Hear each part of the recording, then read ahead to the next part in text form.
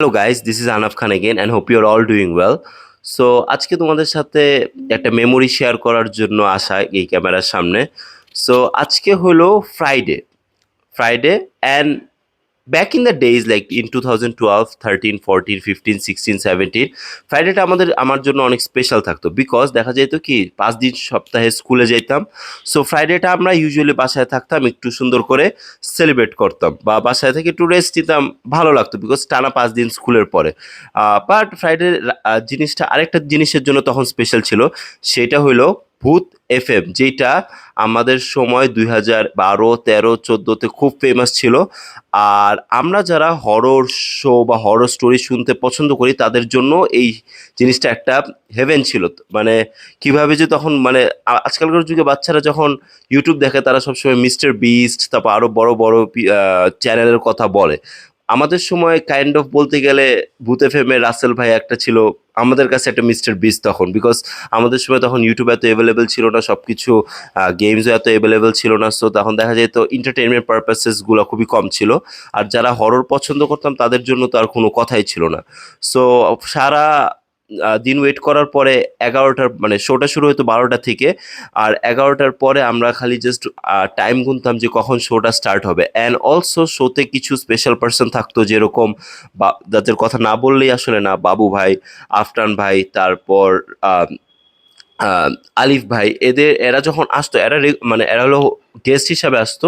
আর যখন ওরা আসতো মানে ওদের ভয়েসটা এত সুন্দর, স্পেশালি বাবু ভাই, উনি যখন আসতো উনার স্টোরি শোনার জন্য আমি ওয়েট করতাম। একটা এক্সপিরিয়েন্স আমাদের সাথে শেয়ার করি, যেটা হলো ইউজুয়ালি হইতো কি আমাদের স্কুলে স্যাটারডেজে পরীক্ষা হইতো। সো যখন স্যাটারডেতে পরীক্ষা থাকতো, ফ্রাইডে রাত্রেবেলা শো হইতো। আর যখন শুনতাম যে বাবু ভাই আসতো মানে তখন যে কি কষ্ট লাগতো, কেন দেখা যায় একটু আর্লি ঘুমায় পড়তে হতো। আর শো প্রায় 2 ঘন্টার মতো হতো। সো গেস্ট অল চেঞ্জ করে করে স্টোরিগুলো বলা হতো। সো শিওরিটি বলা যেত না যে কোন সময় পার্টিকুলারলি বাবু ভাই স্টোরিটা শেয়ার করতো। বাট আরও ইন্টারেস্টিং কিছু জিনিস শেয়ার করতে চাই, সেটা হলো যে মানে তখন তো আসলে 2010, 11, 12 আমরাও ছোট ছিলাম, এত টেকনোলজি আমাদের কাছে মোবাইল টোবাইল ছিল না। সো আমার স্টিল মনে আছে আমার একটা ছোট টাচ ফোন ছিল যেটা আব্বু এনে দিছিল। সো ওইটা দিয়ে আমি কষ্ট করে করে রেকর্ড করে শুনতাম। ওইটার আবার একটা স্পেসিফিকেশন ছিল কি, যে ওইটা হেডফোন ইউজ করলে ওইটাই মানে রেকর্ড যেটা হইতো সেটা ভ্যাস ভ্যাস আসতো, মানে ক্লিয়ারলি আসতো না। বাট আবার হেডফোন খুলে দিলে ওইটা আবার আওয়াজ হইতো। বাট তখন আবার রেকর্ডিং খুব ক্লিয়ার আসতো। বাট প্রবলেম হতো কি, জোরে অনেকে শুনতে পছন্দ করতো না, যেরকম আব্বুর অফিস থাকতো, তারপর আমার বোনও তেমন একটা পছন্দ করতো না, বাট আমি আর আমার আম্মু আবার পছন্দ করতাম। সো এখন 2019-এ এসে শোটা বন্ধ হয়ে গেছে আনফর্চুনেটলি। বাট মানে তখন 2017-এর পরে মোটামুটি ইউটিউবে প্রিমিয়ার হওয়া স্টার্ট করছে। তখন যেরকম 2012, 13-এ তখন মানে রেডিওতে যতটুকু শোনাইতো ততটুকুই শুনতে পারতাম, কেন তখন ইউটিউব এত অ্যাভেলেবেল ছিল না। আর আপলোডও হইতো না এগুলা। সো দেখা যেত 17, 18-এর পরে আমরা ইউটিউবে শুনতে পারতাম জিনিসগুলো পরে গেলেও, মানে উইকের যে কোনো দিনে আর কি শোনা যেত। বাট 2019-এ এসে শোটা স্টপ হয়ে যায়। আর স্টপ হয়ে যাওয়ার পরে পরে ভূত এফএম যেটা, সেটা হয়ে যায় হলো ভূত.com। ওইটা একটা প্ল্যাটফর্মে নিয়ে যায়, প্ল্যাটফর্মে 20 টাকা দিয়ে দেখতে হয় আর মানে শুনতে হয় আর কি টেকনিক্যালি।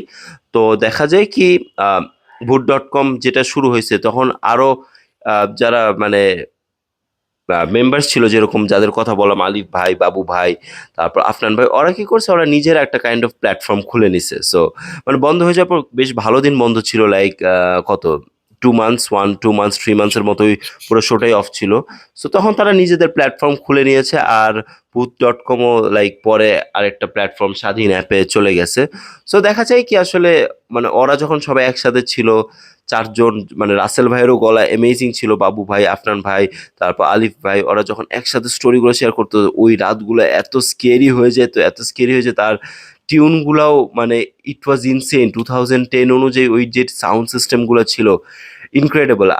মানে আমার এখনো একটা মনের খুব ইচ্ছা যে আফনান ভাই, আলিফ ভাই, বাবু ভাই আর রাসেল ভাই একসাথে মিলে একটা শো করবে, যেটা ইউটিউবে প্রিমিয়ার হবে আর আমি আবারও শুনতে পারবো। And get back to my মানে it will be a nostalgic feeling for me, and I can remember my childhood days again. And আসলে ভূত এফএম কে অনেক একটা thank you for making our like childhood very awesome. আমি কি আগেও মানে ভিডিওর আগেও বলছি যে মানে 11টা হইলে আমরা টাইম কাউন্ট ডাউন করতাম যে কখন শোটা স্টার্ট হবে। আর যখন স্টার্ট হয় মানে ৫-১০ মিনিট আগেই হেডফোন কানে নিয়ে বসে থাকতাম। সো ভূত FM was like very precious to our hertz, যারা আসলে হরর স্টোরি শুনতে বা হরর স্টোরি শুনতে পছন্দ করে।